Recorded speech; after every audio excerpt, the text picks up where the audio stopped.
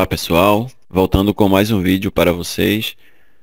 Eu quero deixar logo um agradecimento a vocês aí que estão se inscrevendo no canal e cada dia crescendo mais. Espero desenvolver aí para vocês mais vídeos e conhecimento sempre. Nesse vídeo eu vou mostrar a você qual é a diferença entre o sistema operacional 64 e 32. 32 ou 64. O sistema operacional 32, ele lê menos de 4 gigabytes. Tipo, se você tiver de memória no seu computador de 4 gigas, ele não vai ler os 4 gigas completo. Ele vai ler menos de 4 gigas, beleza? Ele também consome menos memória. Por ele ser inferior ao 64, ele consome menos memória.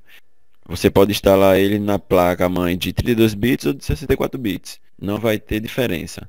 Como a placa-mãe, o processador da placa-mãe vai ser de 32 bits, aí ele vai rodar o 32 normalmente. E se você tiver, um exemplo, se você tiver um pente só no seu computador, um pente de memória de 2 gigas, então é mais vantagem você instalar o sistema operacional 32, se no caso sua placa-mãe for de 32. Se você tiver uma placa-mãe de 64 bits, aí você instala o sistema operacional de 64 bits, tendo ou um pente de memória de 4 GB, ou se não, dois pentes de memória de 2 GB. Ele vai ler perfeitamente. O sistema operacional de 64 bits, ele lê 4 GB completos ou mais. Se você botar 6 GB também ele lê, sem problema algum. Ele consome mais memória por ele ser mais potente. Você pode instalar o sistema 32 bits numa placa-mãe de 64, mas você vai perder o desempenho, porque se você instalar o sistema operacional 32 bits na placa-mãe de 64, ele vai só ler menos de 4 GB. E se você tiver um pente de 4 GB, ele não vai ler completamente. Então ele vai, vamos dizer que interferir no funcionamento das informações que ele vai jogar. Não vai ter o desempenho completo como se fosse no sistema operacional de 64.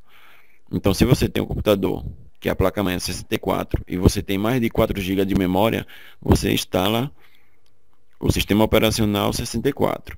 Se você tiver 3 GB ou menos de 3 GB, aí você instala o sistema operacional de 32, mesmo a placa-mãe sendo 64, beleza? Agora, pessoal, eu vou mostrar a você como é que você identifica, para você saber se seu sistema operacional que foi instalado na sua máquina é 32 bits ou 64 bits. Você vem aqui no botão iniciar, vem aqui em computador, aperta com o botão direito e aperta em propriedades.